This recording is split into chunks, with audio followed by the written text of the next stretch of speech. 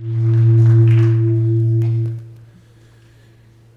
king named Ram, who was just and known for his patience, was shattered and outraged at the kidnapping of his wife, Sita, the queen.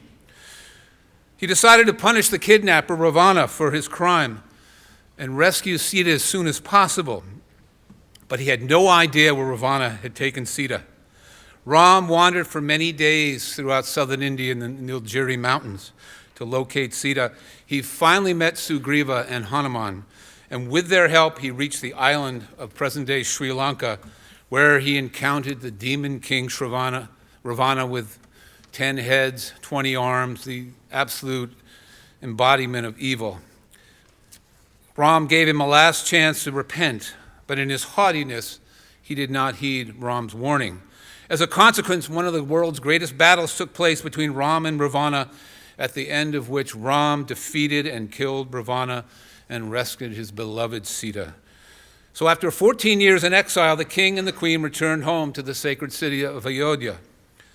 To mark the occasion, there was a great gathering of people to welcome them. They lit these luminous lamps and candles and decorated the entire city on that dark night of Amavasya to spread the light of positivity in the world to overcome the darkness of negativity. So we are in the season of light, even though the darkest day of the year is 3 weeks away on the winter solstice. So how could we be in the season of light when it's getting darker every day? Well, let me explain. Just a few weeks ago, in the beginning of November, tens of millions of people in India and other countries around the world where Hindus, Sikhs, and Jains live, they celebrated Diwali. Diwali is a festival of light that stretches back more than 2,500 years. The 5-day celebration marks the biggest holiday of the year in India.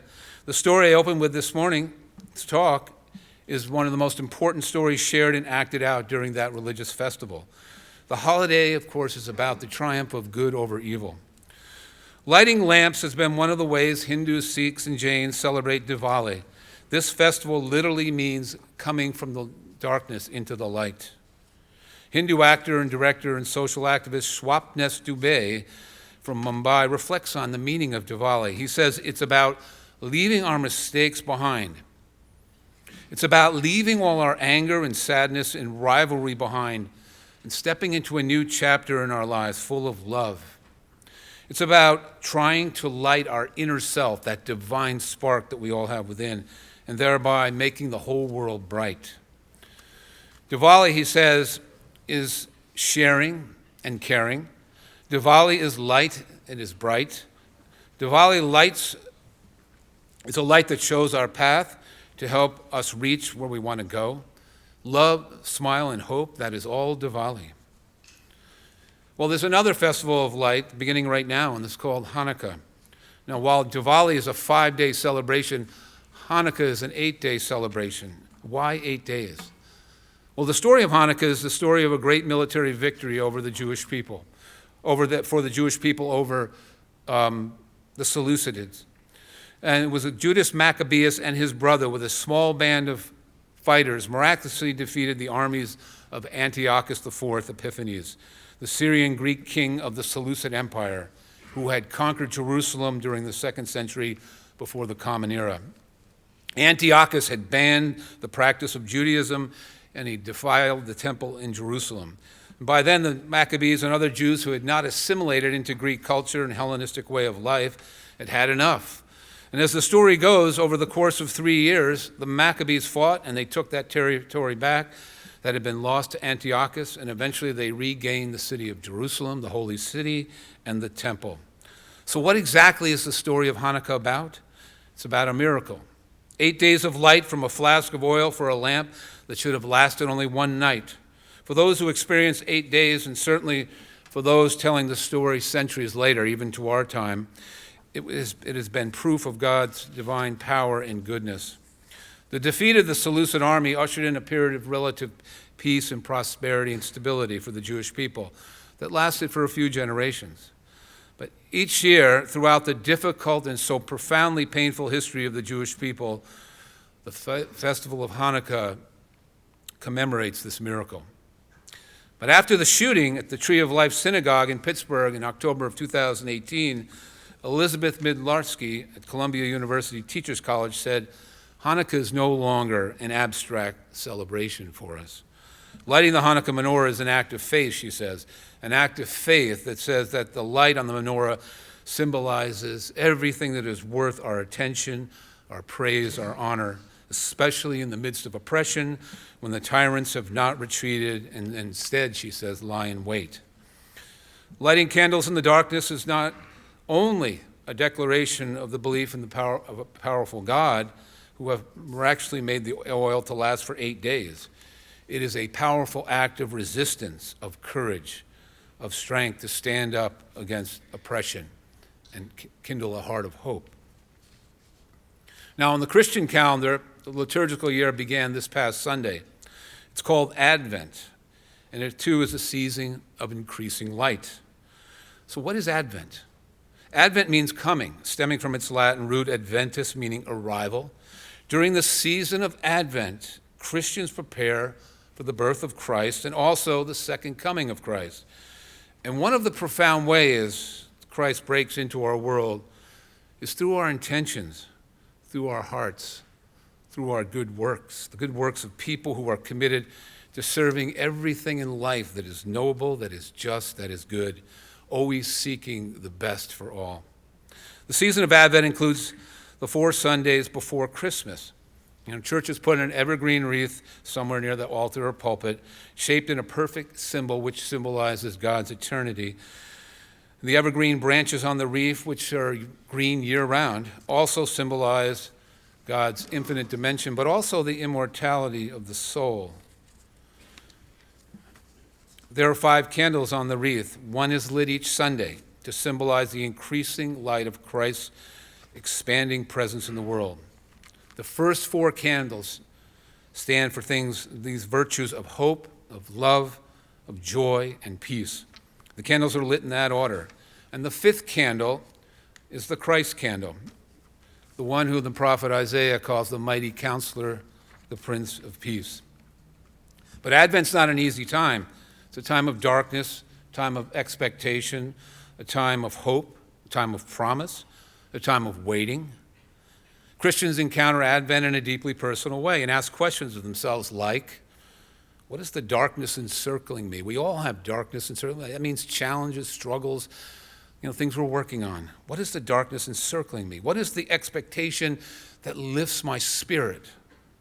What is the waiting that both tests and builds my patience? During Advent, Christians are called to contemplate the deeper meaning of hope, love, joy, peace, kindness, compassion, and justice.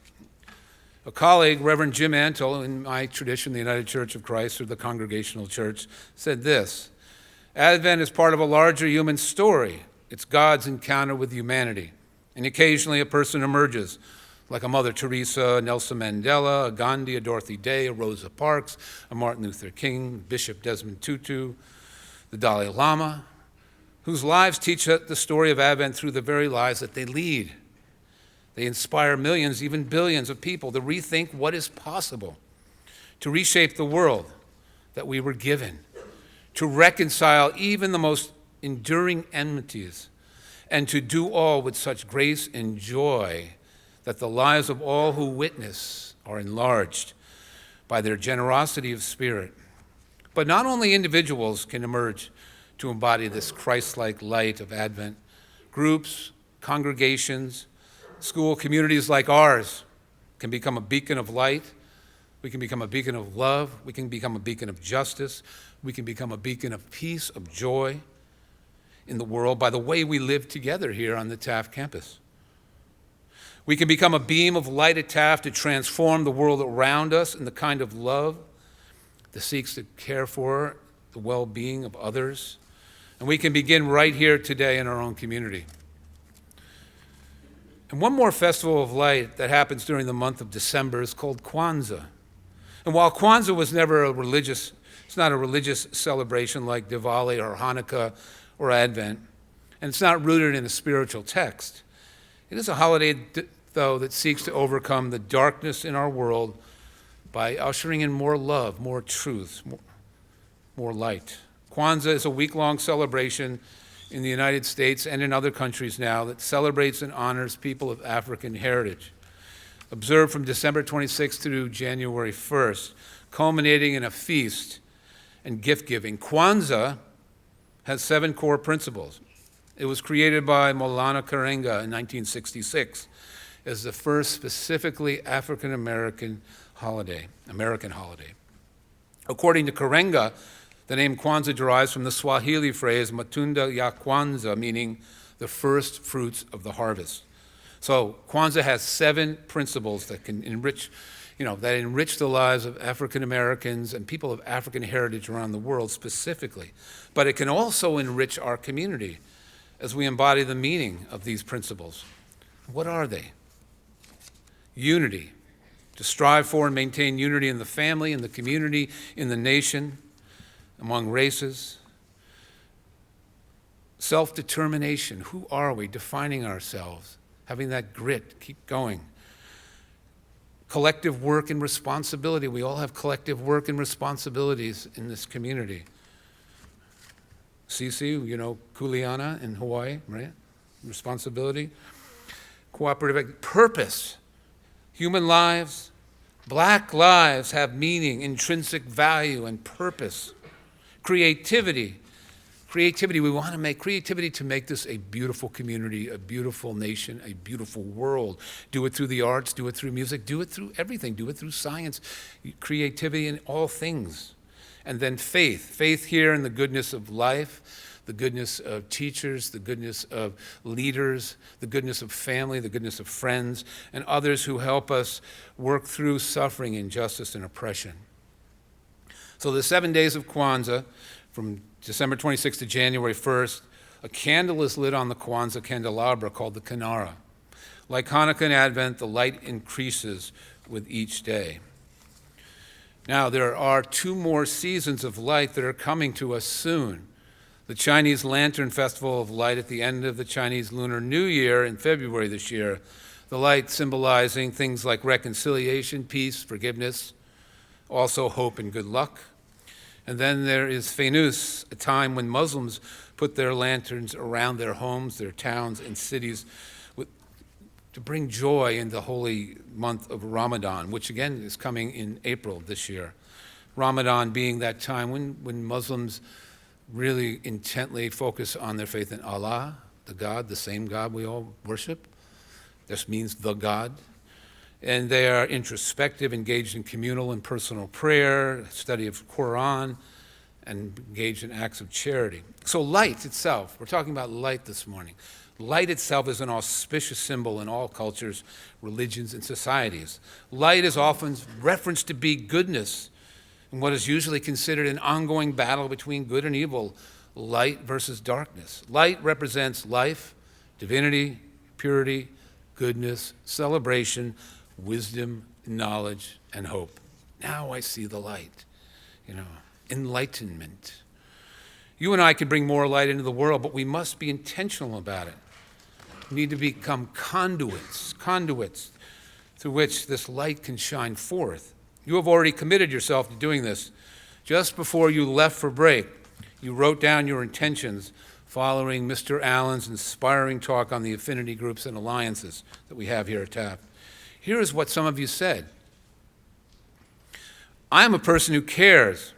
I want to support and make others feel better and be comfortable here.